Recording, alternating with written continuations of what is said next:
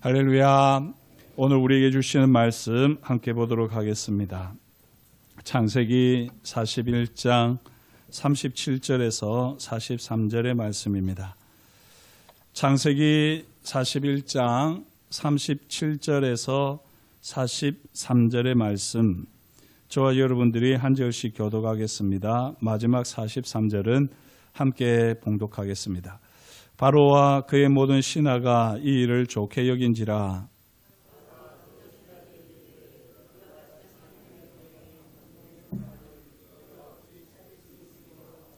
요셉에게 이르되 하나님이 이 모든 것을 내게 보이셨으니 너와 같이 명철하고 지혜 있는 자가 없도다.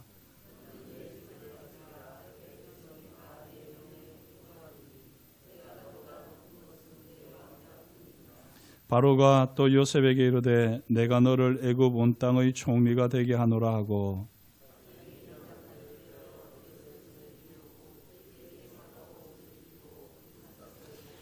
함께 읽습니다. 자기에게 있는 버금수레에 그를 태우매 무리가 그의 앞에서 소리 지르기를 엎드리라 하더라. 바로가 그에게 애굽 전국을 총리로 다스리게 하였더라. 아멘. 예, 오늘 창세기 41장 말씀을 가지고 용서를 빚는 사람이여라. 네 번째 시간, 사회관계의 용서, 사회적인 인간관계의 용서에 대해서 우리가 함께 살펴보겠습니다. 주일날에도 제가 인용을 했었는데요. 마하트마 간디는 용맹성과 영웅심에 호소하며 이렇게 말했습니다. 연약한 자는 결코 용서할 수 없다. 용서는 강한 자의 속성이다 라고 말을 했습니다. 그렇습니다. 강한 자가 용서할 수 있습니다. 이 말을 요즘 우리 시대언어로 바꾸면 어떻게 할까요? 강한 자를 어떤 사람으로 바꿀 수 있을까요? 성공한 자라고 할 수 있지 않겠습니까? 성공한 자가 바로 용서할 수 있습니다. 하지만 이건 그 자리에 올라보지 않고는 사실은 알 수 없는 우리의 막연한 추측이지요. 과연 우리가 성공하면 모든 것을 용서할 수 있을까요? 물론 용서하는 사람도 있겠지만 용서하지 못하는 사람도 있을 것입니다. 성공한 자리에 오른 후 끝까지 보복을 일삼는 사람도 얼마든지 있습니다. 이런 사람은 결국 진정한 성공을 이루었다고 볼 수 없습니다. 성공한 사람은 마음의 안정과 여유를 찾으면서 훨씬 용서하기 쉬운 위치에 있는 것은 분명합니다.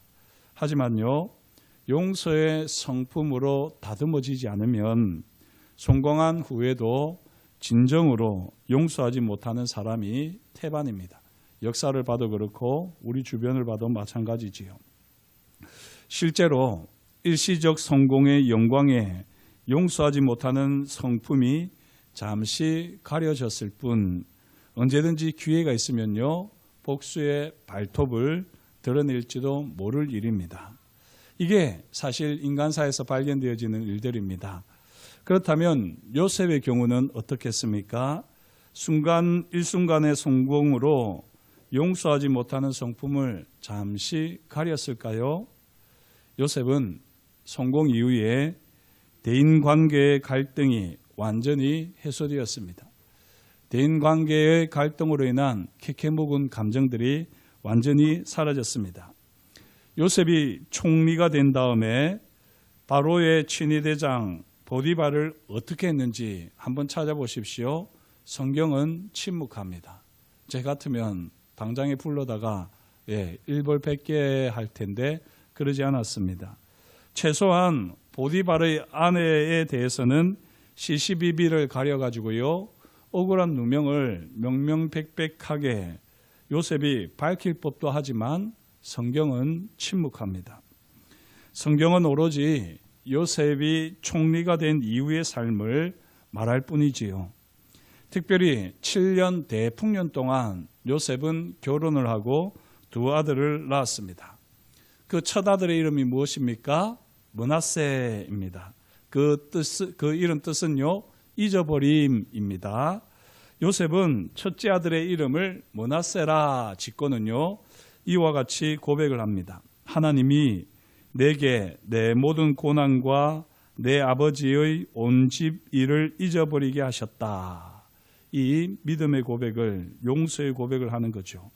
또한 둘째 아들의 이름을 에브라임이라 지은 이후에 다음과 같이 고백합니다. 하나님이 나를 내가 수고한 땅에서 번성하게 하셨다. 이 고백은, 이 요셉의 고백은요, 바로 믿음의 고백입니다. 하나님께서 앞으로 하실 일까지 이미 하신 일로 번성하게 하셨다라고 하면서 하신 일로 믿음으로 고백을 합니다. 요셉은요, 지난날의 모든 고난과 아버지 온 집에서 있었던 일을 잊기로 결정을 했던 것이죠. 이것이 바로 완전한 용서, 진정한 용서입니다. 그리고 이와 같이 완전한 용서, 진정한 용서가 있을 때 비로소 하나님께서 번성케 하시는 복을 누릴 수가 있습니다.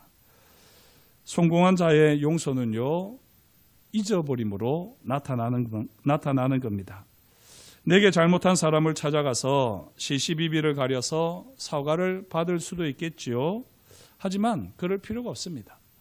내게 잘못한 사람의 잘못을 굳이 밝혀서 그 사람의 체면을 깎을 이유도 없습니다.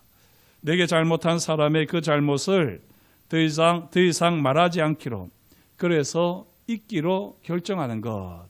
이것이 바로 사회관계 속에서 우리가 보여야 할 용서입니다. 이렇게 요셉이 완전한 용서를 할 수 있었던 이유가 무엇일까요? 바로 왕 다음 자리인 총리에 올랐기 때문이겠습니까? 성공했기 때문에 요셉이 용서를 할까요? 오늘 말씀을 보면 알 수 있지만 요셉은 하나님이 주신 꿈을 품는 성품으로 다듬어졌기 때문입니다. 하나님이 주신 꿈을 품는 성품이 무엇이지요? 마음이 넓은 아량이 하나님이 주신 꿈을 품는 성품입니까?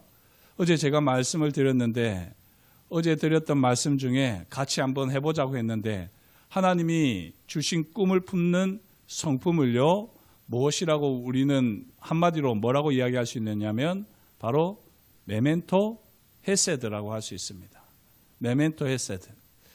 중세 초대교회로부터 시작해서 중세 시대를 보면 그림들이 이렇게 해골을 딱 하나 그려놓는 경우가 많은데 그게 메멘토 모리 아닙니까?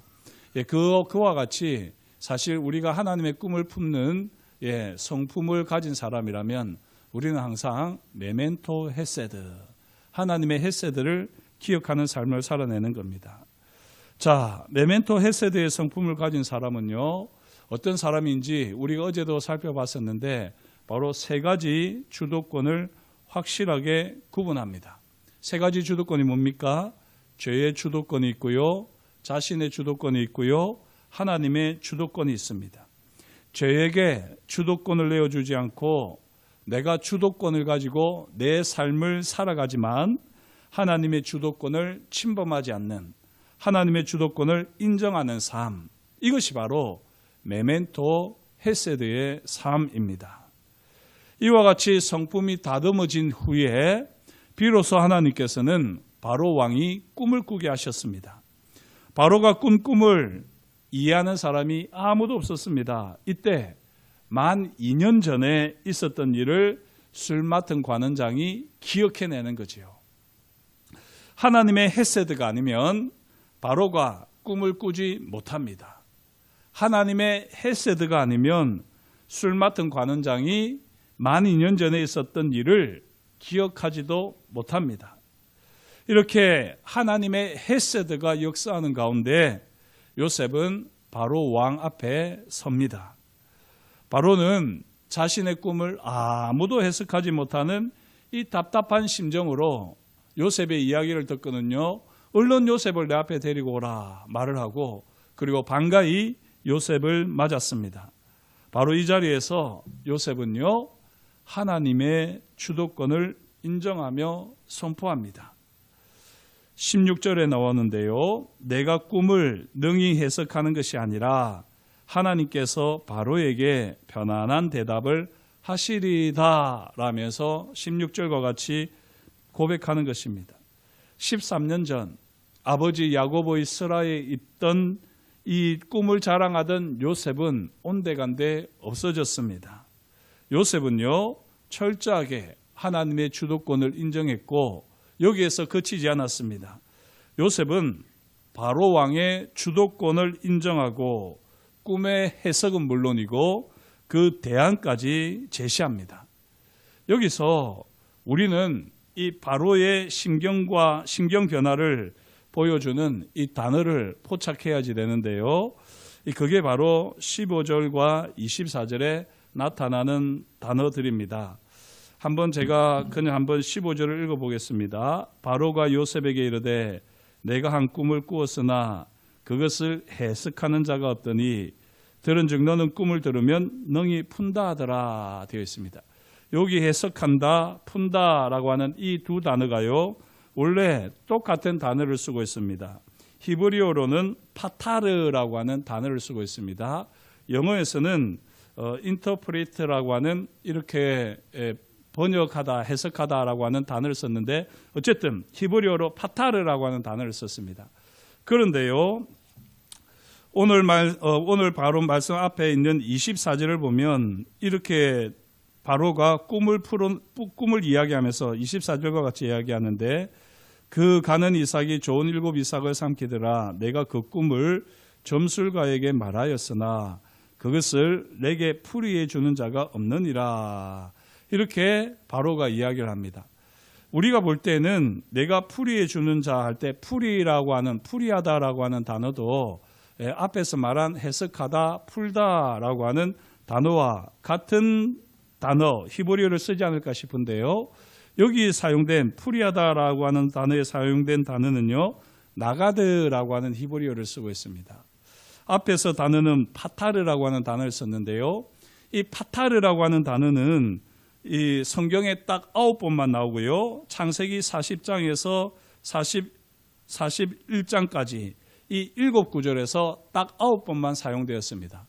이 파타르라고 하는 단어, 해석하다라고 하는 단어는 특별한 신비한 비밀을, 계시를 풀어내다라고 하는 이런 의미가 담겨 있습니다. 그래서 아무나 이 꿈을 풀어낼 수가 없다. 하나님의 이 신비한 것을 풀어낸다라고 하는 의미가 담긴 것이 바로 파타르라고 하는 히브리어고요. 거기에 비해서 24절에 나와 있는 내게 풀이해 주는 자가 없다라고 하는 이 바로의 말 속에 있는 단어는 나가드라고 했는데요. 나가드는 일상적으로 사용되는 언어입니다. 일반적으로, 보편적으로 무엇인가를 자세히 설명한다, 밝혀낸다라고 할 때 사용되는 단어입니다. 다시 말씀드리면 바로가 이전에는 자기 꿈을 특별한 사람이 아니고는 풀어낼 수 없다라고 여겼는데 요셉을 만나고 요셉이 하나님의 주권을 인정하고 그리고 바로의 주권을 바로의 주도권을 인정하는 것을 보는 가운데에 바로가 자기가 왕임을 놓치지 않는 것입니다. 그리고는 내게 특별한 해석은 필요 없고 그냥 내게 이야기를 해달라. 내가 꿈에 대해서 풀어달라. 이와 같이 바로가 이제 요셉을 보게 되는 것입니다. 제가 지금 이 말씀을 잘 들었는지 모르겠습니다. 이전 같으면 특별한 사람이라고 여겼겠지만 이제는 요셉을 그냥 일반적인 사람으로 내가 꿈을 이야기하면 그 꿈을 풀어줄 수 있는 단순히 이야기를 설명을 해줄 수 있는 사람 정도로 여긴다는 것입니다. 어떻게 보면 이것은 바로가 요셉을 무시하는 것일 수도 있겠지만요. 이와 같은 단어 선택을 바꾸는 가운데에서 우리가 알 수 있는 것처럼 요셉은 철저하게 주도권을 인정했습니다. 하나님께서 신비한 꿈을 풀어내실 수 있는 분이십니다. 내가 할 수 있는 것이 아닙니다. 그래? 네가 그렇게 신비한 꿈을 풀어낼 수 없다면 최소한 내가 말하는 꿈에 대해서 보통 사람들처럼이라도 말해봐 라고 하면서 요셉에게 이야기하는 가운데에요. 하나님의 주도권과 함께 바로 왕의 주도권을 드러내고 있는 것입니다. 자, 이것을 잘 포착을 하시면 좋겠는데요. 25절 그리고 32절에서 36절까지를 보게 되면 이와 같이 요셉은 하나님의 주도권과 바로 왕의 주도권을요 인정하고 존중합니다. 그렇게 요셉이 대안을 제시하는데요. 그 대안을 가만히 보게 되면 사실 듣고 있으면 기분이 나쁠 수도 있습니다. 자기가 뭐라고 이 대제국의 경제정책에 훈수를 둔단 말인가 라고 하면서 기분 나빠할 수 있을 것입니다. 하지만요, 저희가 지금까지 말씀드린 대로 요셉이 옛날에 다듬어지지 않은 성품대로 이와 같이 이야기를 했다면 분명히 태도 면에서나 감정 면에서 왕의 주도권을, 신하의 주도권을, 국가의 주도권을 침범하는 이 표현이었을 것입니다. 하지만 요셉은 다만 바로 왕의 꿈을 해석하고 그 꿈을 적용한 대안을 겸손하게 제시할 뿐입니다. 여기까지가 자기의 주도권인 줄 알고 그렇게 그 꿈에 대해서 진실하게 그리고 분명하게 이야기를 하는 것이죠. 이만큼 요셉은요, 왕과 신하의 주도권, 국가의 주도권을 존중하고 인정하며 자신의 역할과 한계를 스스로 머무를 줄 아는 이 분별력과 예민한 성실함을 갖춘 성품이 되었습니다. 바로 왕은 바로 이렇게 주도권 싸움을 벌이며 갈등을 일으킬 낌새가 전혀 보이지 않는 이 요셉의 말과 행동, 성품에 반하게 되지요. 그래서 많은 신하들 앞에서 외칩니다. 이와 같이 하나님의 영에 감동된 사람을 우리가 어찌 찾을 수 있으리요? 라고 하면서 환호성을 지릅니다. 사랑하는 성도 여러분, 하나님의 영에 감동된 사람은 어떤 사람일까요? 드라마 같은 데서 보면은 이렇게 하는 그런 사람이 하나님의 영에 감동된 사람일까요? 바로 왕이 요셉에게서 본 것은 무엇입니까? 갈등의 온상인 주도권의 싸움. 이 주도권에 대해서 요셉은 분명했습니다. 명확했습니다. 하나님의 주도권을 인정하며 왕과 신하의 주도권을 존중하고 자신의 주도권에 스스로 한계를 두고 그 한계를 머무를 줄 아는, 그 한계에 머무를 줄 아는 겸손과 지혜. 이것이 바로 하나님의 영에 감동된 사람의 특징입니다. 사람들을 보면 성령을 받았다, 성령의 은사가 있다, 성령이 충만하다라고 하면서요, 이 품위 없이 품격을 손상시키는 행동들을 할 때가 참 많은데요. 오늘 말씀을 보면 알 수 있지만 하나님의 영에 감동된 사람은 무엇보다도 주도권이 명확한 사람입니다. 하나님의 주도권, 그리고 왕의 주도권, 자기의 주도권, 그 모든 것을 명확하게 하는 사람이죠. 이를 본 바로는요, 요셉에게 어떻게 합니까? 모든 주도권을 이양합니다. 40절, 너는 내 집을 다스리라. 내 백성이 다 내 명령에 복종하리니 내가 너보다 높은 것은 내 왕자뿐이다. 내가 지금 이 왕자에 앉은 것 외에는 네 마음대로 다 해라. 그렇게 모든 주도권을 요셉에게 이양했습니다. 바로는 주도권을 명확하게 하는 요셉에게 무한 신뢰를 보냅니다. 하나님의 주도권, 왕과 신하의 주도권, 자신의 주도권을 명확히 하는 요셉이 죄의 주도권에 대해서는 어떻게 할까요? 허리멍덩할까요? 아니지요. 분명히 명확할 것입니다. 요셉이 악에게 주도권을 빼앗기지 않을 통치자의 면모를 갖춘 것을 바로는 대번에 알아보는 것이죠. 그래하여서 바로는 자신이 끼고 있던 인장 반지를 요셉의 손에 끼우고요, 또 구별된 세마포 옷을 입히고 금사슬을 목에 매게 하고 목에 걸고 버금수레, 이게 세컨드 체리엇이라고 되어 있는데 왕이 타는 제일 좋은 수레, 그 다음 수레를 태워서 시가 행렬을 하게 했습니다.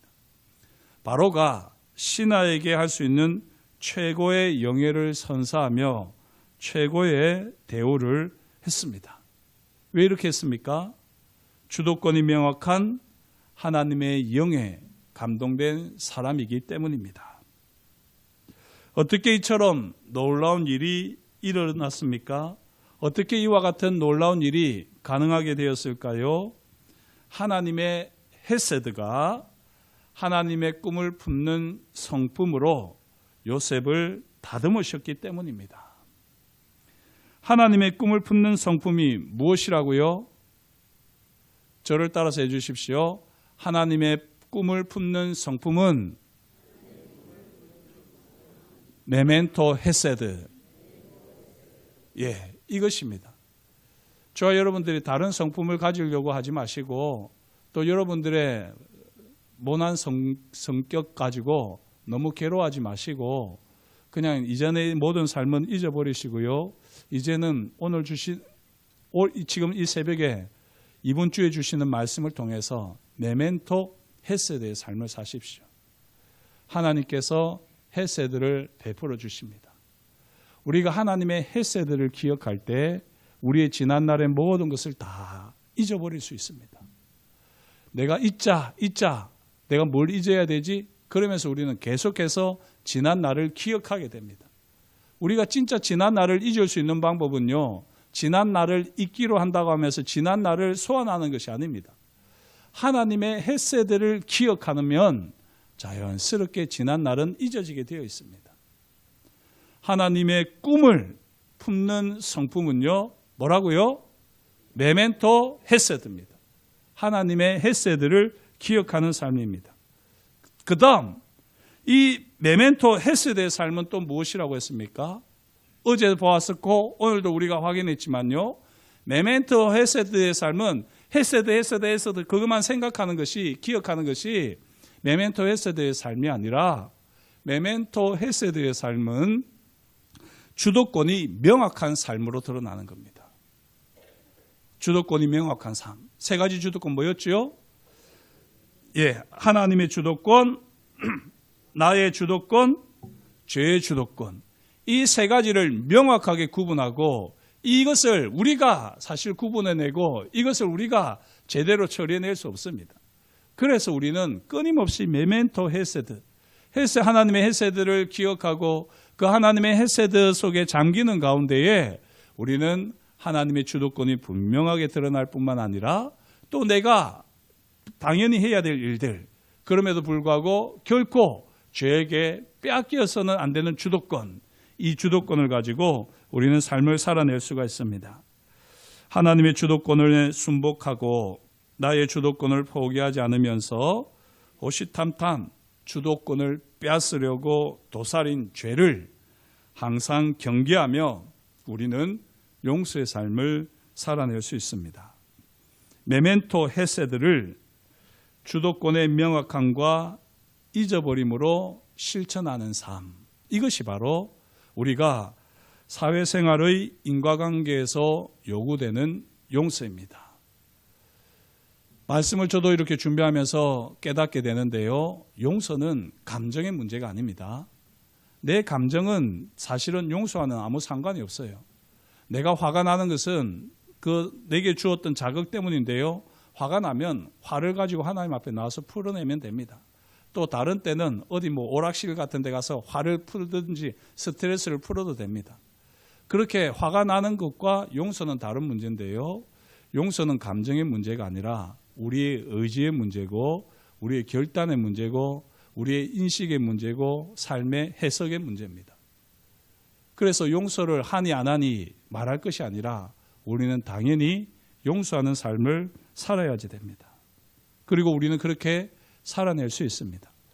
사회 속에서 다른 사람들과의 관계 속에서 갈등이 일어나게 될 테고 그 갈등들 속에서 우리는 온갖 상처를 받겠지만 그 상처를, 그 감정들을 풀어내는 것은 다른 방식으로 하고 그럼에도 불구하고 우리는 그들과의 관계 속에서 용서해야지 되는데요. 그 용서는 어쨌든 한두 번밖에 안 되잖아요. 그런 사람들을 일부러 찾아갈 필요도 없고 그것들을 기억할 필요도 없고 그냥 잊어버리면 됩니다. 그러면서 우리는 메멘토 헤세드의 삶을 살아내면 됩니다. 그렇게 메멘토 헤세드의 삶을 살아내면서요. 주도권을 명확하게 하고 과거에 있었던 것을 잊어버리며 나아가게 될 때 이것이 바로 용서의 삶이라는 것입니다.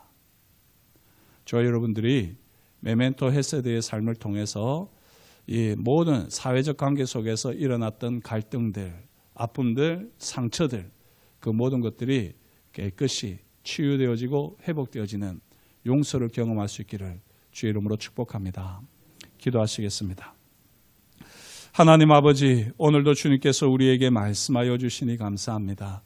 하나님의 말씀을 따라 우리가 얼마나 용서하는 삶을 살았는지, 또 왜 우리가 제대로 용서의 삶을 살지 못하는지를 분명하게 깨닫습니다. 메멘토 헤세드, 참 어려운 말이지만 그러나 우리가 이 말은 꼭 기억하며 이제부터 살겠습니다. 하나님께서 베풀어 주신 헤세드를 기억하고 그렇게 하나님 아버지, 하나님의 주도권과 우리의 주도권, 죄의 주도권을 분별하며 이전에 있었던 모든 아픔과 상처들은 깨끗이 잊기로 결단할 때에 우리는 비로소 용서의 삶을 살아내며 용서의 열매를 맺어가는 삶이 되어질 줄 믿사옵나니 주님, 우리의 결단이 오늘 하루라도 온전히 서게 하여 주옵시고 그렇게 매일매일 메멘토 헤세드의 삶을 통하여서 하나님의 헤세드를 경험하는 하나님의 사람들 되어지게 하시고 하나님의 헤세드를 이 땅에 풀어내며 흘려보내는 하나님의 위대하고 겸손한 사람 되게 하여 주옵소서. 그렇게 우리와 동행하시고 우리를 통하여서 역사하실 것을 인하여 감사를 드리오며 예수님의 이름으로 기도드립니다. 아멘. 아멘.